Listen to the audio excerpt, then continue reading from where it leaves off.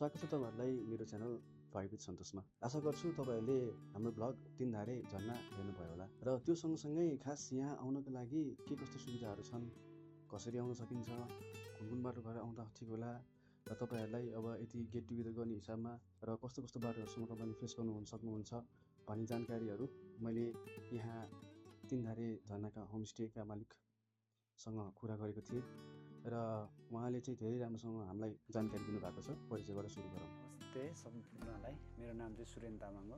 म चाहिँ अहिले तीनधारा होमस्टे चलिरहेको छु। हजुर सरहरूलाई वेलकम छ। First of all thank you. यस्तो दुःख गरेर तीनधारासम्म अलिकति बसिना चाहिँ आएकै छ है, दुःख त भन्नै पर्छ होइन। मतलब यस्तो छ, हामीलाई मेरो फर्स्ट एक्सपिरियन्स हो। उहाँ मेरो साथी हुनुहुन्छ, उहाँ चाहिँ अब उहाँको त धेरै एक्सपिरियन्स थियो अनि उहाँ चाहिँ 2-3 आउँदाखेरि चाहिँ सायद पहिला पनि थियो होइन, यहाँ होमस्टे थियो। त्यसमा उहाँले चाहिँ भन्नुभएको थियो कि यस्तो यस्तो गरेर। सो हजुरले यहाँ अब हजुर त यहीँको लोकलवासी, हजुर, अनि हजुरलाई चाहिँ कसरी आइडिया आयो कि यहाँ यसो के मौका देख्नुभयो, त्यो अनुसारमा गर्नुभयो? कति वर्ष भयो खासै गरेको? खासमा हामी 4 वर्ष कम्प्लिट भयो भनौँ होइन। हजुर, यो ठाउँ चाहिँ पहिला हिडन जेम टाइपको थियो कि, हिडन खासै एक्सप्लोर भइरहेको थिएन होइन। अनि पछि यो हाम्रो कोभिडको टाइममा हजुर, फर्स्ट लकडाउनतिर अलिक टाइटै थियो, सेकेन्ड लकडाउनमा अलिक लुज गरिदियो नि त हाम्रो गभर्मेन्टले। अलिक लुज भएपछि मान्छेहरू कहाँ जाउँ कता जाउँ त्यो होइन फ्रस्ट्रेसन टाइपको भइरहेको थियो नि त सबै है, कस्तो के हो भन्ने। अनि त्यतिखेर यो यहाँ आउने लगभग टिकटकको इन्फ्लुएन्सरदेखि युट्युबरहरू होइन, अनि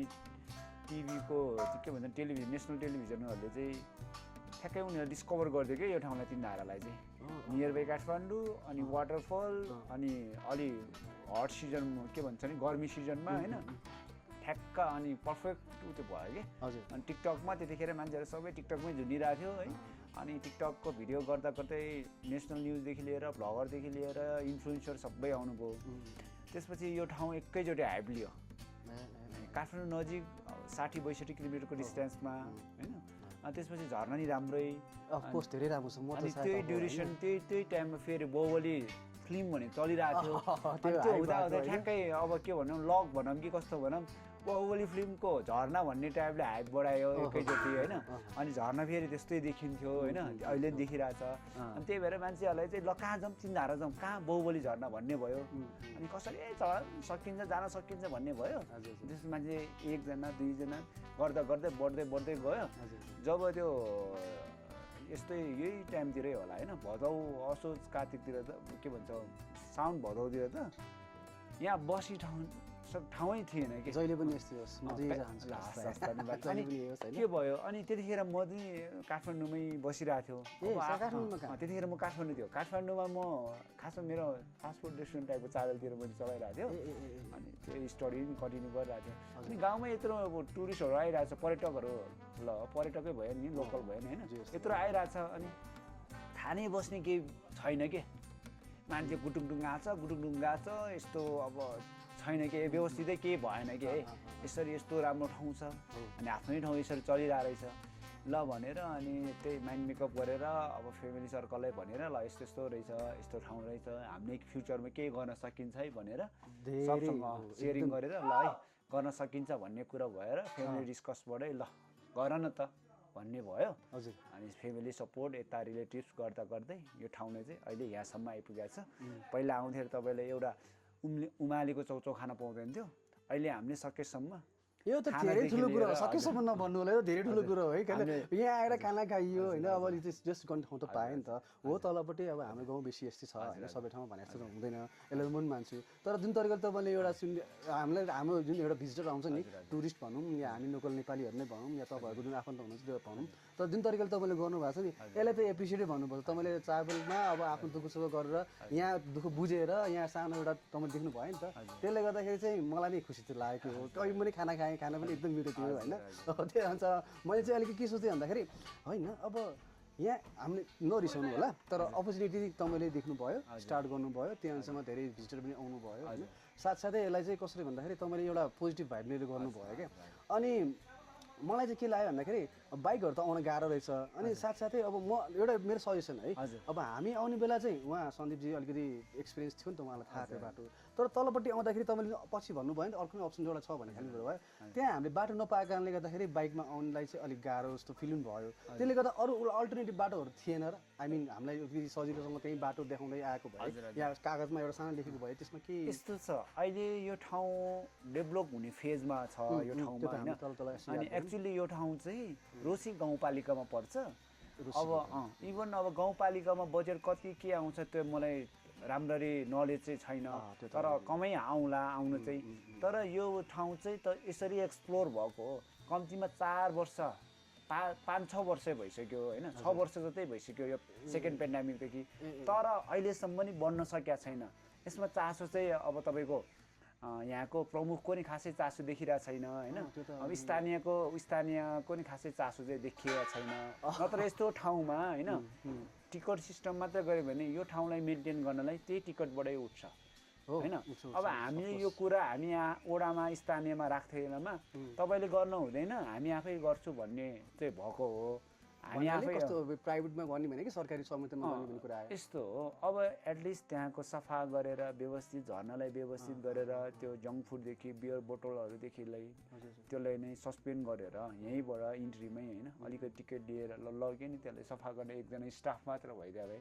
अलिकति सफा गर्न सकिन्थ्यो अनि बाटोको कन्डिसन तपाईँले देखिहाल्नुभयो झन् एकदम अहिले रोसी खोलाले एकदम डिसमिस गरिरहेछ बाटो कहिले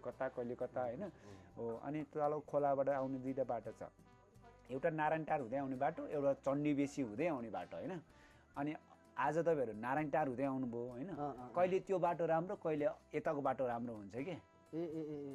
अनि त्यही भएर चाहिँ मान्छेहरु कन्फ्युजन हुन्छ अनि हामीले त्यो साइन राख्ने बेला पनि बरु हामीलाई कल गर्यो भने हामीले टोटली मजाले भनिदिन्छौँ आज है यो बाटो यो अहिले चाहिँ यो बाटो राम्रो छ है भनेर भन्न सकिन्थ्यो हैन अब सबैले इन्फर्म गरेर त आउँदैन हैन त्यो त गइन्छ पहिला नि भने यस्तो भयो तपाईले को इन्फर्म कुरा निकालिहाल्नु भयो बरु यसो गर्छु अब मैले चाहिँ के सुझावको लागि है मेरो जो पनि भ्युज हुन्छ उहाँले हेरेअनुसारमा चाहिँ बरु तपाईको मोबाइल नम्बर तब तल राख्न चाहन्छौँ हैन त्यसपछि अब तपाईको होमस्टेको बारेमा अलि शान्तिले राख्न चाहन्छौँ प्लस अब चाहिँ के छ भन्दाखेरि हामीले देखेको कुरा है अब म त हामी त अब खास यहाँ वान नाइट स्टेको हिसाबमा होइन कि आज एक्सप्लोर गरौँ भयो त्यो कति हाल्ने प्लानमा छौँ तर तपाईँहरूले कहिले मैले तपाईँको कुरा पनि सुने कोही कोहीलाई तपाईँले प्याकेजमा दिइराख्नु भएको छ के फेसिलिटीहरू छ यहाँ होइन कस्तो कस्तो फेसिलिटीहरू हुन्छ त्यो अनुसारमा तपाईँले भिडियोमा हेरेर भनिदियो भने चाहिँ अलिक अडियन्सहरूलाई चाहिँ भनिदियो भने चाहिँ त्यो अनुसारमा चाहिँ सबै इन्फर्मेसन राम्रो पायो भने त तपाईँहरूलाई सजिलो हामी आउने मान्छेले सजिलो सो आई थिङ्क त्यो चाहिँ बेटर हुन्छ कि भन्ने भएर पनि मैले यसो तपाईँसँग कुरा राखौँ न के छ भन्ने मेरो भएको कुरा हो हजुरको भ्युअर्सहरू चाहिँ अब हाम्रो तिनवटा होमस्टेसँग कनेक्ट भइरहेछ भने त्यो टिकटकतिर इन्स्टातिर फेसबुकतिर हुनुहुन्छ भने हामीले चाहिँ जिपवाला प्याकेज नै अभाइलेबल छ होइन हामी आफ्नै भेकलमा आउँछु बाइकमा आउँछु भन्दा नि भयो होइन हामी अब लोकल गाडीमा आएर हाइक गर्छु भन्दा नि 2 घन्टा 2.5 घन्टा हाइक गर्दा यहाँ आइपुग्नुहुन्छ होइन तल रोसी खोलासम्म अनि अब फर्स्ट अफ अल तपाईँहरू अब हाम्रो जिपमा आउने हो भने 3500 पर पर्सन प्याकेज छ होइन त्यसमा 2 वे ट्रान्सपोर्टेसन हुन्छ बनेपादेखि त्यसमा बेलुकाको अहिले अघि तपाईँ हजुरहरू लिनुभएको लन्च त्यही हुन्छ होइन त्यही अब के आउने आइटम त्यति हुन्छ अनि बिहानको ब्रेकफास्ट भयो अनि यहाँको स्टे भयो अनि बेलुका क्याम्प फायर हुन्छ त्यसै सबै तपाईँको 3500 भी इन्क्लुड भयो अनि हजुरहरूको यहाँ अहिले खास एप्रोक्स कतिजनासम्म चाहिँ अट्ला त अब यस्तो छ हाम्रोमा क्याम्पिङ फोकस भइरहेछ अहिले रुम धेरै छैन होइन लगभग क्याम्पिङ र रुम यताउता गर्दा लगभग 35-40 जना हामीले उत्यो गरिरहेछौँ ओभरनाइट गरिरहेछौँ अहिलेसम्म भनेपछि एटलिस्ट 50 जना क्यापेसिटी छ भने मान्छ अनि कहिलेकाहीँ ओभरलोड हुँदैन 57 जनासम्म हामीले ओभरनाइट गरेका छौँ तर त्यो चाहिँ ओभरलोडमा अब कहिलेकाहीँ यस्तै एडजस्ट गर्नेहरूलाई चाहिँ अनि अब एउटा कुरा सोध्नु लाग्यो जस्तै कि अफिसको मान्छेहरू यहाँ अब तिनधारेलाई इन्जोय गर्नको लागि बसबाट आउँदा बेटर हुन्छ कि अब हाम्रो यो स्कर्पियो या बोलेरो नै बेटर हुन्छ अब यस्तो हुन्छ खासमा अब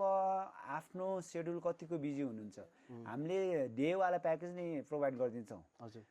अब तपाईँहरूको डेवाला प्याकेज लिन मिल्छ हाम्रो जिपमा 2500 पर पर्सन प्याकेजमा नि हामी पिक एन्ड ड्रप गरेर हजुर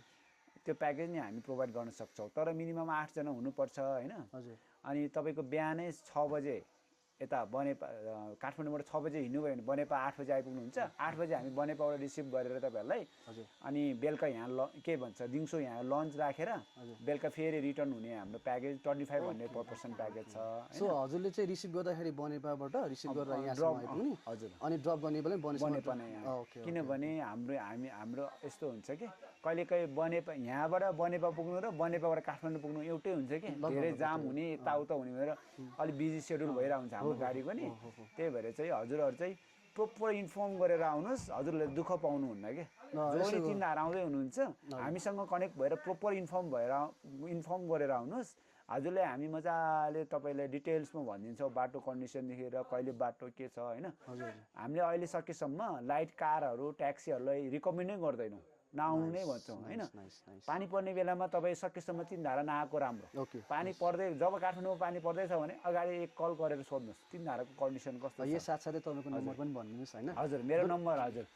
नम्बर 9853566122 है सुरेन तामाङ तिनधारा होमस्टे हो हजुर हामीहरूलाई इन्फर्म गरेर आयो भने चाहिँ तपाईँले बाटोको कन्डिसनदेखि लिएर बाटोमा अल्मलिनुदेखि लिएर त्यो केही हुँदैन है होइन मतलब यस्तो छ मैले खास के विचार गरेँ भन्दाखेरि तपाईँले जुन यो इन्फर्मेसन दिनुभएको छ नि जो पनि आउन चाहन्छन्